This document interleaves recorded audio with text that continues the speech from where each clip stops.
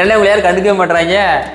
இவன்லாம் என்னை பார்த்து சீக்கிரமா ஆயிப்போச்சு. நல்லா பலன்னு ஒரு தலைக்கட்டை தாண்டினவன்டா. நீரின்றி அமையாத உலகம்னு சொல்லுவாங்க.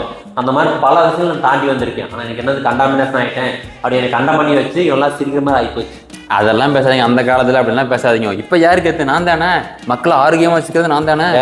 ஆரோக்கியம் வச்சுக்க வேணும்னு சொல்லு, ஆனால் ஆரோக்கியத்தை மேம்படுத்த மட்டும் எதுவும் சொல்லிடாத. நான் கெட்டு போயிட்டு என் கெமிக்கல் இம்ப்யூரிட்டிஸ் சால்ட்லாம் அதிகமாகிடுச்சு. ஒரே காரணத்துக்காக என்னை சுத்தம் பண்ணி குடிச்சிட்டு இருக்காங்க. ஆனால் இங்கே கம்பெனிஸ் கிட்ட வந்து வெளியே சொல்லாதீங்க. நான் வந்து கொஞ்சம் நலஞ்சது வெளியே தள்ளுவேன் தான். ஆனால் வேற வழி என்ன தானே குடிச்சாகணும். அது அவன் சொல்கிறது கரெக்டு தான். அதாவது சுத்தமான தண்ணீர் குடிங்கன்னு சொன்னது மாதிரி சுத்திகரிப்பு தண்ணீர் குடிங்கன்னு மாறி போச்சு. அதுக்கு காரணம் என்ன, தண்ணீர் கெட்டு போகல, நம்ம இயற்கை வந்து கெட்டு போச்சு. அப்போ வந்து இயற்கையை நம்ம கவனிச்சுக்கிறது தான் அதுக்கு பெரிய சொல்யூஷன். இன்னைக்கு வந்து மார்ச் 22 தண்ணீர் தினம். நம்ம கிடைக்கிற தண்ணிக்கு எப்பவுமே கிராட்டிடியூடோட இருப்போம். சில பேர் வந்து தண்ணீர் சீக்கிரம் வந்து தப்பாக புரிஞ்சுக்கிட்டு தண்ணியை சீக்கிரமாக தான் குடிச்சிட்டு இருக்காங்க. தண்ணி வந்து நிறையவே குடிங்க.